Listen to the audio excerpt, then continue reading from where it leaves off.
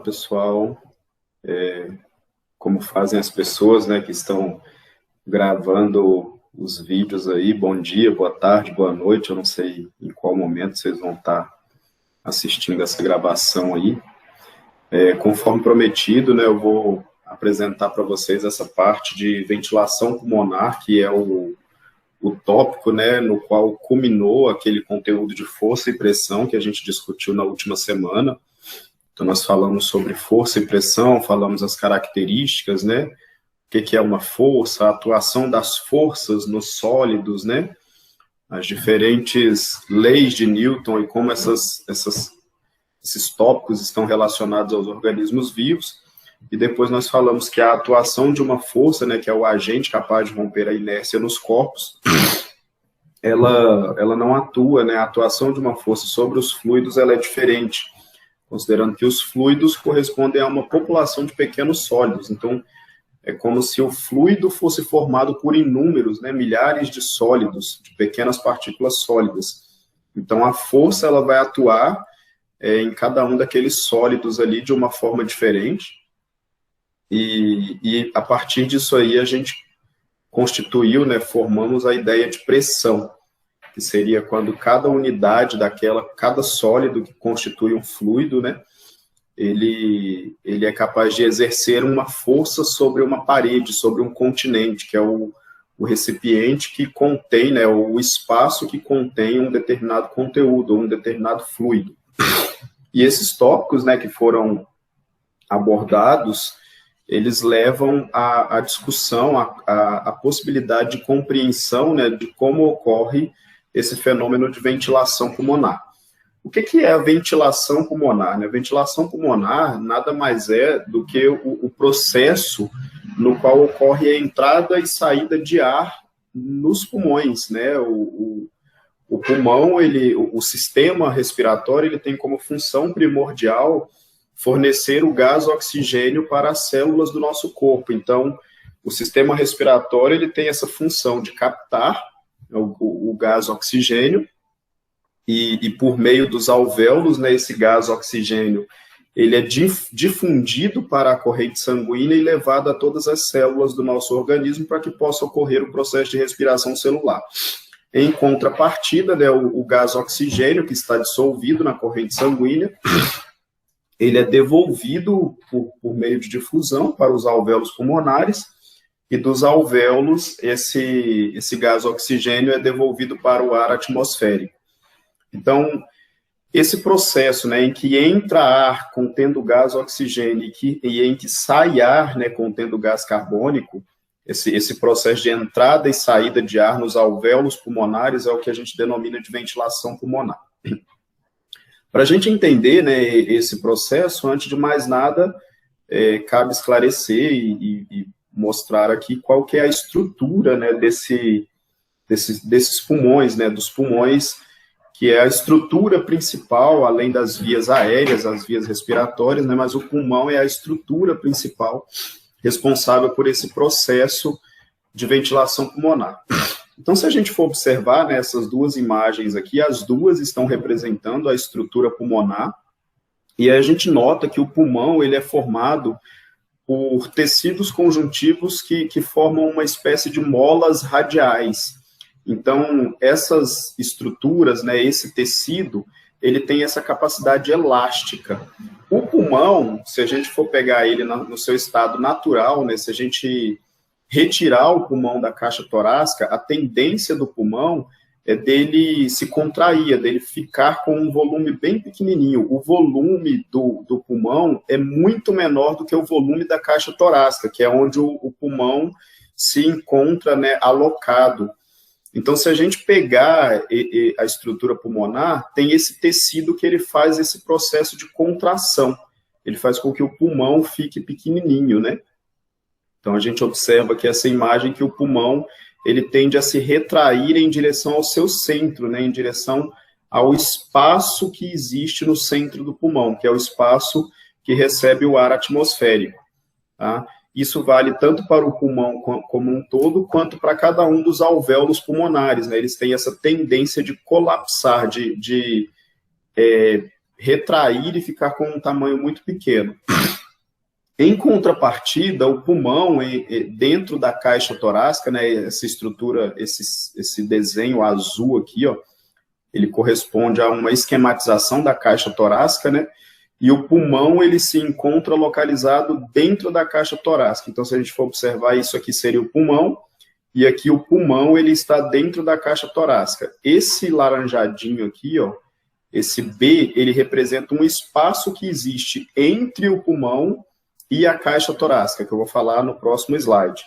Então, se a gente for notar, o pulmão, ele está localizado aqui dentro da caixa torácica, e dentro da caixa torácica ele encontra-se estendido, ele encontra-se num tamanho maior, ele se encontra expandido, porque a caixa torácica, ela tem um processo natural de expansão. Então, enquanto que o pulmão ele tem essa capacidade de contração, de diminuir o seu volume, a caixa torácica ela tem um volume fixo muito maior, que tem a capacidade de tracionar, né, de puxar esse pulmão. Então, entra até naquela ideia de tensão que nós falamos, né, a tensão elástica, no qual ocorre uma tração.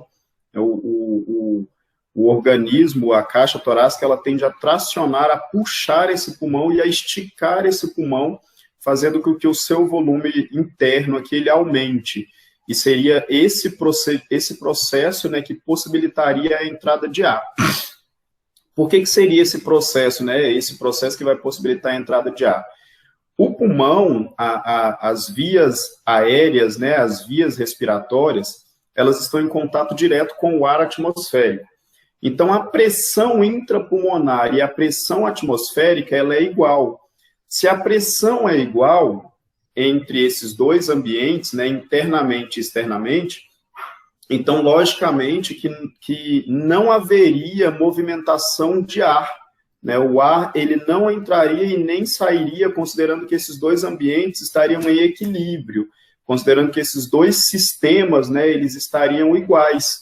Então, não haveria necessidade de saída de ar ou de entrada de ar. A pressão é a mesma, então não haveria movimento de massa, né, nesse processo. Nesse caso, essa massa seria representada, né, pelos gases atmosféricos, e eles não entrariam e não sairiam do pulmão. Ele ia ficar estável, né, uma vez que a pressão ela é igual. Então, para que haja esse movimento de massa, para que entre ar e para que saia, né, o ar posteriormente, é preciso que a pressão interna, né, a pressão dentro do pulmão, ela varie em relação à pressão atmosférica. Então, essa pressão, em algum momento, ela precisa ser menor. Aí a gente vai lembrar lá das ideias iniciais de termodinâmica, lá na segunda semana de conteúdo, né? Quando a gente fala que a tendência é as partículas se deslocarem de onde ela está em excesso para onde ela está em falta, né? De onde há mais energia para onde há menos energia. Então, quando a pressão interna for menor do que a pressão atmosférica, a tendência é que o gás atmosférico, né, que se encontra aqui ao redor das vias aéreas, ele vá de onde ele está mais concentrado, de onde há uma maior pressão, para onde há essa menor pressão. E para que a gente possa expelir, né, fazer um processo de expiração, de jogar esse ar para fora, é necessário que a pressão interna seja maior do que a pressão atmosférica. Tá? Aí, como que esse processo, né, de variação de pressão dentro do pulmão, ele ocorre uma vez que o hilo, né, ou seja, o interior do pulmão, o interior dos alvéolos pulmonares, ele está em contato direto com o ar atmosférico. Se ele está em contato direto, então a pressão é a mesma. Né? As vias aéreas, isso aqui é um sistema aberto, né? Que foi um outro conceito que a gente falou anteriormente. Isso aqui é um sistema aberto. Se esse sistema ele é aberto e ele está em contato com o sistema externo, então automaticamente eles estão em equilíbrio, né? A pressão é a mesma. Então o que ocorre que faz com que essa pressão dentro do pulmão ela possa sofrer uma variação e possibilitar essa entrada e saída do ar atmosférico, né? Então, Para a gente compreender isso, vamos olhar um outro slide aqui que mostra um pouquinho também sobre essa estrutura anatômica, né, do nosso sistema respiratório. Então, o que acontece? Né? A gente tem aqui a estrutura pulmonar, a representação do pulmão no seu estado normal dentro da caixa torácica.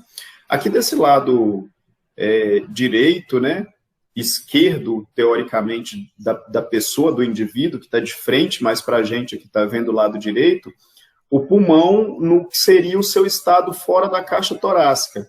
Ele estaria totalmente retraído por conta daquele tecido radial, né, aquele tecido elástico que faz esse processo de contração, faz com que o pulmão diminua o seu volume.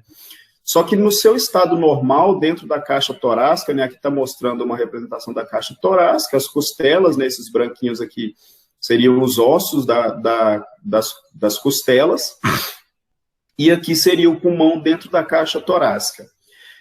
Entre o pulmão, né, nesse espaço entre o pulmão e as costelas, há uma cavidade que a gente chama de cavidade pleural. Então, esse espaço aqui é um espaço denominado de cavidade pleural. Esse espaço, a cavidade pleural, é preenchido por um líquido, né? Existe um líquido aqui que preenche esse espaço. Ele não é um espaço, digamos assim, vazio, não é um vácuo.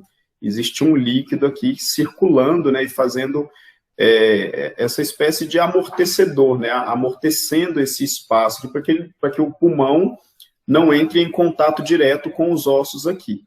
Revestindo essa cavidade pleural, existe a pleura parietal e a pleura visceral, por isso que a gente chama de cavidade pleural, porque é um espaço totalmente revestido por um tecido denominado pleura, tá? Então, a pleura que está em contato com a caixa torácica, que está em contato com os músculos e com a costela aqui, a gente chama de pleura parietal. E a pleura que está em contato com o pulmão, que está revestindo o pulmão, né, revestindo externamente o pulmão, a gente chama de pleura visceral. Os órgãos, de um modo geral, são chamados de vísceras, né? Então, a pleura visceral, que está revestindo o pulmão, e a pleura parietal, que está em contato aqui com a caixa torácica, tá? Aqui um outro desenho que mostra, né, isso aqui internamente seria o pulmão, esse vermelhinho aqui do lado de dentro seria o pulmão. Então, revestindo o pulmão, né, a gente tem essa pleura visceral, foi feito um corte aqui, ó, pleura visceral, e mais externamente, o espaço, né, entre a pleura visceral e a caixa torácica, existe a pleura parietal. Tá? A pleura parietal é essa mais externa, né, e a pleura visceral em contato com o pulmão, e entre essas duas pleuras existe a cavidade pleural. Aí é onde começa a ocorrer o fenômeno de ventilação pulmonar. O que acontece? Se a gente tirar a caixa torácica do ser humano, se a gente conseguir separar só a caixa torácica, a tendência da caixa torácica é ela aumentar. A tendência da caixa torácica é ela expandir o seu volume. Porque a caixa torácica ela é formada por músculos, né, os músculos intercostais, o próprio diafragma, que recobre, né, a parte inferior ali, a parte de baixo aqui dos pulmões, essa estrutura que mais ou menos representaria esse diafragma. Então, se a gente pegar esses músculos, né, a costela, a caixa torácica, a tendência dela é expandir, é aumentar o seu volume. O pulmão, em contrapartida, como eu mostrei aqui, né, os tecidos conjuntivos, a tendência do pulmão é reduzir o seu volume. Então, olha o que acontece nessa cavidade pleural, né? Tem aqui o pulmão fazendo uma pressão, né, uma tensão, tentando diminuir o seu volume, e tem uma caixa torácica expandindo, tentando aumentar o seu volume. Então, enquanto que tem um órgão, né, puxando a pleura, ele está puxando a pleura visceral para dentro, né, para o interior da caixa torácica, para o interior do nosso do nosso compartimento, né, do nosso sistema respiratório, enquanto esse pulmão está puxando a pleura visceral para dentro, a caixa torácica está puxando a pleura parietal para fora. Então, essa cavidade pleural, nesse momento, ela está criando o que a gente chama de vácuo, né? E está sendo formado um vácuo nesse espaço aqui. E esse vácuo, ele seria equivalente a gente pegar uma seringa, né? Tampar a seringa toda fechada, a gente tampar a ponta dela e puxar o êmbolo. Quando a gente puxa o êmbolo da seringa ali, cria-se um vácuo interno, né? E esse vácuo, qual que é a tendência dele? É ele puxar a pontinha do nosso dedo ali, a carne para dentro. Tanto é que quando a gente faz esse processo, a gente tampa, puxa o êmbolo, depois a gente olha, ficou uma marca assim no nosso dedo. Porque o que aconteceu, né? Na hora que esse êmbolo foi puxado, que houve a formação desse vácuo, ele puxou aquela pontinha de carne ali que estava tampando, ela foi puxada para dentro. Então, aqui ocorre exatamente o mesmo processo. Na hora que a caixa torácica ela expande, né, na hora que a gente aumenta o volume, quando a gente faz com que os nossos músculos intercostais e a gente faz com que o diafragma, né, o conjunto desses músculos, seja contraído, a gente aumenta o volume dessa caixa torácica. E aí, enquanto o pulmão ele estava fazendo um esforço para diminuir o seu volume, né? Mas a gente aumentou essa caixa torácica, automaticamente cria-se um vácuo nessa cavidade pleural, e esse vácuo puxa o pulmão, faz com que o pulmão também aumente o seu volume. Um outro fator que colabora, que contribui para esse processo, é que esse líquido, né, que preenche a cavidade pleural, ele não é um líquido que fica o tempo todo parado ali. Existem vasos linfáticos que estão em contato com esse líquido, e os vasos linfáticos, eles sugam esse líquido, eles ficam puxando esse líquido. Então, esse conjunto de processos, né, a expansão da caixa torácica, juntamente com os vasos linfáticos sugando esse líquido, faz com que essa cavidade pleural ela crie um vácuo, e essa cavidade pleural fica com uma pressão subatmosférica. O que é essa pressão subatmosférica? É uma pressão menor do que a pressão atmosférica. Alguns livros, né, alguns autores falam que essa é uma pressão negativa. Tá? Se a gente for analisar, não existe pressão negativa. A pressão é uma força que está sendo exercida por um fluido no seu continente, né? Ele está exercendo força em todos os pontos do continente. Então, não existe pressão negativa. Só que quando a gente fala pressão negativa, e é um termo utilizado, é um termo aceito, significa que, na verdade, essa pressão ela é inferior à pressão atmosférica, tá? Então, a gente fala em pressão subatmosférica ou pressão negativa. Então, essa cavidade pleural, ela fica com uma pressão subatmosférica e, automaticamente, isso faz com que o pulmão ele aumente o seu volume. Ao aumentar o volume, esse espaço que está aqui, ó, dentro do pulmão, esse hilo, né, essa cavidade interna do pulmão e dos alvéolos pulmonares, ela também vai aumentar o seu volume. Aí a gente vai lembrar de outro conceito que foi estudado, né? Quanto maior o volume, menor a pressão, né? Porque se aumenta o volume, aqueles sólidos, aquele fluido, ele fica com mais espaço e a pressão será menor. E automaticamente, como a pressão aqui vai ser menor, o ar atmosférico ele vai entrar dentro, né, desse espaço que foi criado com uma pressão subatmosférica.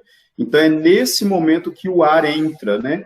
Quando ocorre essa expansão do pulmão, ocorre a entrada de ar atmosférico com oxigênio que vai ser difundido, né, através dos alvéolos pulmonares para o sistema circulatório, para o sangue.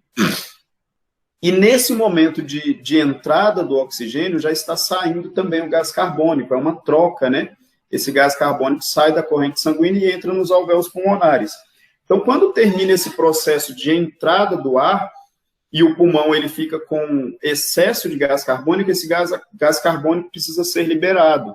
Então, vai ocorrer exatamente o processo contrário, né? A gente vai relaxar os músculos intercostais, a gente vai relaxar o diafragma, e esse relaxamento, ele vai fazer com que a caixa torácica, ela diminua o seu volume, automaticamente o pulmão vai possibilitar a sua redução de tamanho, porque a tendência do pulmão é essa, eu já falei isso, né? Os tecidos conjuntivos elásticos, eles fazem com que o pulmão reduza o seu volume. Então, nesse momento, o pulmão, ele vai estar, o interior do pulmão vai estar com uma pressão maior do que a pressão atmosférica. Então, como a pressão interna é maior e a pressão atmosférica é menor, então esses gases eles são expulsos, né? Eles saem para o ar atmosférico. Seria o processo de expiração, tá? Então, resumindo isso tudo, né?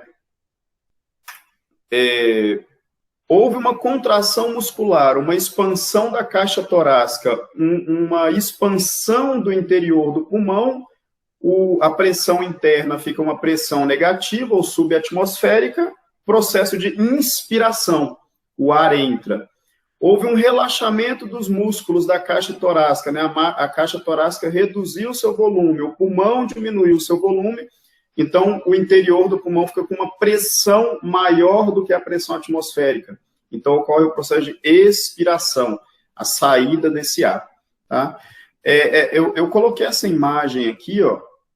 Essa imagem representa o diafragma, porque às vezes as pessoas falam assim, mas se o músculo está contraindo, ele está diminuindo o seu tamanho, então nessa hora a caixa torácica diminui.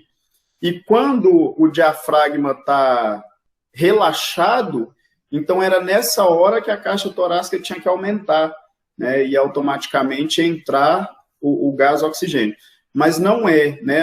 Sempre vocês ouvem falando, olha, o diafragma contraiu, então aumentou o volume da caixa torácica. Pelo menos eu, né, sempre tive essa sensação, poxa, mas não está errado, né? Se ele contraiu, então ele está diminuindo o seu tamanho, e aí ele tem que fazer com que a caixa torácica seja pressionada, né, e jogue o ar para fora.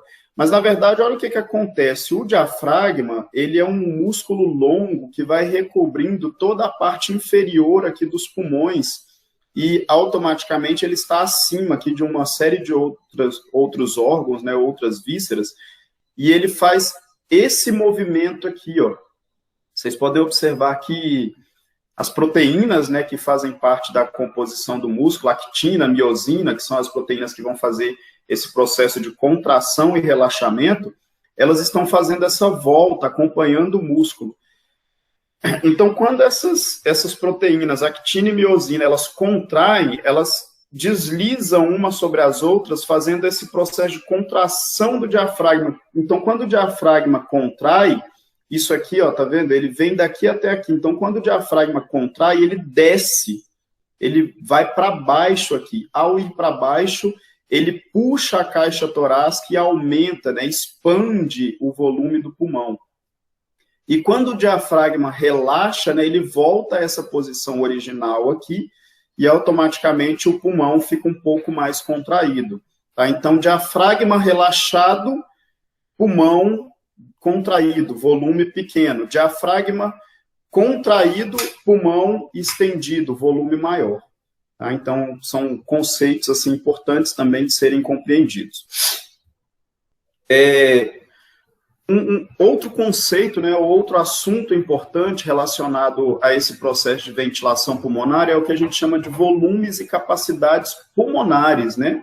Então, a gente tem uma série de características aqui, porque se a gente for fazer uma análise, né, da nossa inspiração, da nossa expiração, a gente nunca consegue tirar totalmente o ar, né, que está dentro do nosso pulmão, e a gente também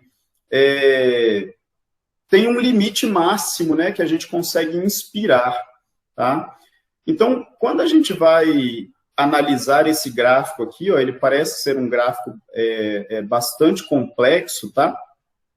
Mas se a gente for analisar ele com calma, ele é um gráfico até relativamente simples. Esse gráfico, ele está mostrando o que a gente chama, esse espaço entre essas duas linhas aqui, ó, ele está mostrando o que a gente chama de volume corrente. Esse volume corrente, ele normalmente fica entre 2 e 3 litros, né? Que seria aqui, ó, volume pulmonar em ml. A tradução disso aqui, né? Volume pulmonar em ml, ou volume do pulmão em ml. De 2.000 ml a 3.000 ml. Então, o volume corrente, aquilo que normalmente entra e sai, que é o que a gente chama de corrente, é o ar que está entrando e saindo, ele fica entre 2 e 3 litros, tá? Só que nós temos um volume de reserva inspiratório. O que é esse volume de reserva inspiratório? Depois que a gente puxou o ar, né, o processo normal de puxar o ar, né, a gente respira aquele processo normal. Quando a gente puxou o tanto que a gente ia puxar naturalmente, a gente ainda tem possibilidade de puxar um tanto a mais. Esse tanto que a gente consegue puxar a mais, ou o que a gente consegue inspirar a mais, é o que a gente chama de volume reserva. Então, o nosso pulmão, ele tem uma capacidade de reserva de puxar um pouco a mais. Então, por exemplo, você está respirando naturalmente, ó. Aí você consegue, depois disso, puxar mais um pouco. Então, olha, tudo que você consegue puxar depois daquela inspiração normal, a gente chama de volume de reserva inspiratório, que pode chegar a aproximadamente 6 litros. Então, é isso aqui, ó. Quando você puxa a mais, o gráfico mostra tudo a mais que você conseguiu puxar, tá? A gente também tem o que a gente chama de volume de reserva expiratório, ou seja, depois do volume corrente, inspirando e expirando, você consegue jogar uma certa quantidade de ar para fora. Então, você terminou de respirar, você ainda consegue fazer força para jogar um pouco mais para fora. Ó, você fez força, você conseguiu jogar um pouco mais para fora, além daquilo que você já tinha expirado. De forma natural, você fazendo força, você consegue jogar mais um pouquinho. Então, é isso que a gente chama de volume de reserva expiratório, que a gente ainda consegue eliminar depois do processo de respiração normal. Esse volume de reserva expiratório, ele é menor do que o inspiratório. A gente consegue puxar mais do que o que a gente consegue eliminar depois, tá? Aqui, ó, a gente chama de capacidade inspiratória total, né? O que é a capacidade inspiratória total? É a soma do que você inspira normalmente mais o que você consegue inspirar depois, né? Que é o volume de reserva inspiratória. Então, a capacidade inspiratória total é essa somatória, né? Do que você inspira normalmente mais o que você é capaz de inspirar depois. A capacidade vital, né, é o que a gente chama da somatória do volume corrente, mais o que você consegue inspirar, mais o que você consegue expirar depois do processo de respiração normal. Então, isso é a capacidade vital, é tudo que você é capaz de inspirar e expirar em um ciclo respiratório. Tá? Nós temos ainda, né, o que a gente chama de volume residual expiratório. Esse volume residual é uma certa quantidade de ar que ela sempre fica dentro do nosso pulmão, justamente para o nosso pulmão não colapsar, né, para ele não contrair totalmente. Então, esse volume residual, por mais que você faça força, você não consegue tirar ele de dentro do seu pulmão. Tá? É um volume residual, obviamente esse volume residual ele vai sendo trocado, mas o tempo todo fica uma certa quantidade de ar, que corresponde a um pouco mais de 1 litro de ar, dentro do nosso pulmão. Tá? Você não consegue jogar essa capacidade, esse volume residual para fora. Tá? E aí, a capacidade residual funcional, né, é a somatória do volume residual mais aquilo que você consegue jogar para fora após uma respiração normal. E aqui no final, né, a capacidade total do pulmão, a capacidade pulmonar total, né, que seria a soma do volume residual mais o que você consegue expelir, né, ou seja, o volume de reserva expiratório mais o ar corrente, ou o volume corrente, mais o volume de reserva inspiratório, tá? Então, nós temos volume de reserva expiratório, volume de reserva inspiratório, tá? E o volume residual. E aí nós temos a nossa capacidade total inspiratória, a nossa capacidade vital, a capacidade funcional residual e o total, né, a nossa capacidade pulmonar total, aquilo que a gente consegue circular de ar no nosso sistema pulmonar, no nosso sistema respiratório. Ok? Bom, para finalizar, né, só relacionando o assunto, né, discutido, a nossa capacidade respiratória e esses processos, né, com dois tipos de doenças que não são muito comuns, né, mas que acometem várias pessoas aí frequentemente. Nós temos o enfisema e o pneumotórax, que são dois tipos de processos que estão diretamente relacionados à nossa ventilação pulmonar. Então, quando qualquer pessoa, né, adquire qualquer um desses dois problemas, essa ventilação pulmonar, ou seja, esse processo de entrada e saída de ar nos pulmões, ele se torna difícil, tá? Então, um processo é o que a gente chama de enfisema, né? Então, o que é o enfisema? O alvéolo pulmonar normal, né, ele tem essa característica das células estarem conectadinhas e entre uma célula e outra, né, nesse espaço, existe esse tecido conjuntivo elástico. Então, quando o alvéolo pulmonar ele está normal, né, ele tem a sua cavidade, ele tem esse espaço que é onde o ar entra, e ele tem esse tecido íntegro, que é o que vai fazer aquele movimento de mola, né? Ele vai fazer com que expanda na hora que é para o ar entrar e com que contraia na hora que é para o ar sair. Quando esse alvéolo ele está doente, né, os alvéolos pulmonares eles são afetados. Aí tem vários motivos que podem causar essa doença no alvéolo pulmonar, né? Por exemplo, o cigarro, a fumaça do cigarro, ela pode fazer com que esses alvéolos sejam, ao longo do tempo, destruídos, né? Ele perde a sua capacidade. Infecções bacterianas, infecções virais, medicamentos, né, que tenham vários medicamentos, né, que podem ter outros efeitos, né, os efeitos colaterais. Então, vários são os motivos pelos quais os alvéolos eles podem ir sendo destruídos, né, eles podem ir sendo prejudicados. Então, quando os alvéolos são prejudicados, ele perde a sua integridade, ele perde esse tecido conjuntivo, e aí ele pode ter uma série de fragmentações entre uma célula e outra, entre um alvéolo e outro. E se ele perde, né, essa sua integridade, essa capacidade, ele vai perder aquela capacidade de mola, né, de estender, de contrair e estender e contrair. Então, aquele processo que é fundamental para a inspiração e expiração, que é o aumento de volume para que tenha uma pressão subatmosférica e a diminuição do volume para que tenha uma pressão maior do que a pressão atmosférica, ele deixa de existir. Então, a pessoa passa a ter uma dificuldade respiratória muito grande, né, porque não consegue esse processo de inspiração e expiração natural, tá? Então, o enfisema, que seria essa destruição, né, dos alvéolos pulmonares, o adoecimento dos alvéolos pulmonares, é um tipo de problema que dificulta a ventilação pulmonar. E o outro seria o pneumotórax, né? O que é o pneumotórax? É quando ocorre uma perfuração ou da pleura parietal, que é a pleura que está ligada à caixa torácica, né? Ou uma perfuração da pleura visceral. Em qualquer um dos casos, quando há uma perfuração, ocorre a entrada de ar na cavidade pleural.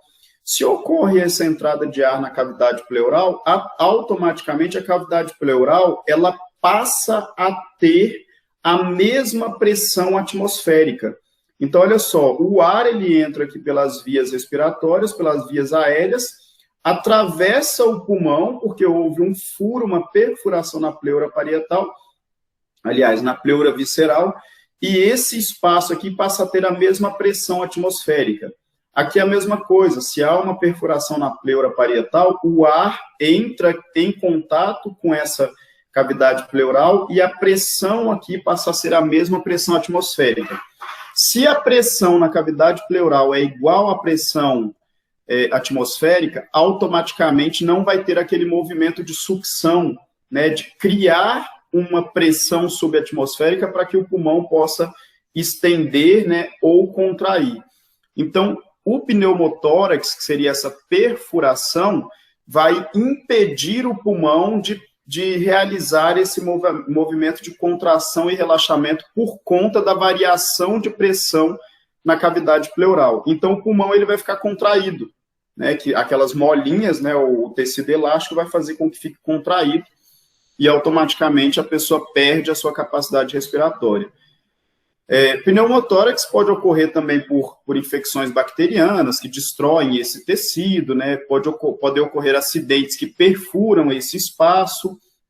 Então, em alguns casos, né, alguns pneumotórax menores, né, eles cicatrizam muito rapidamente e a pessoa volta a ter a sua capacidade normal de respiração, e outros pneumotórax são mais graves, né? Principalmente aqueles que ocorrem depois de uma certa idade, quando a pessoa fumou durante toda a vida e aí esse tecido aqui ele é destruído, tá? E aí é muito difícil de reverter o processo, de fazer com que a pessoa volte a ter sua capacidade de respiração normal. Então, há que se cuidar, né, dessas estruturas para evitar esse tipo de problema, tanto o cuidado com o uso de medicamentos, com efeitos colaterais, o cigarro, né, que sempre se fala muito dos efeitos negativos do cigarro, esse é um deles. Ok, gente? Bom, é isso. Tá? Eu falei que o vídeo teria mais ou menos uns 10 minutos, mas para ficar bem explicadinho, bem detalhado, acaba ficando um pouco maior. Mas é importante, né, esse detalhamento para que vocês possam compreender esse processo de ventilação pulmonar relacionada à pressão, força, né, outros conceitos que foram estudados anteriormente. Tá bom, gente? Tchau, tchau. Obrigado aí. Obrigado pela audiência, né, como dizem os outros. Vocês possam compreender o conteúdo e caso tenham alguma dúvida, vocês podem me procurar. Tá bom?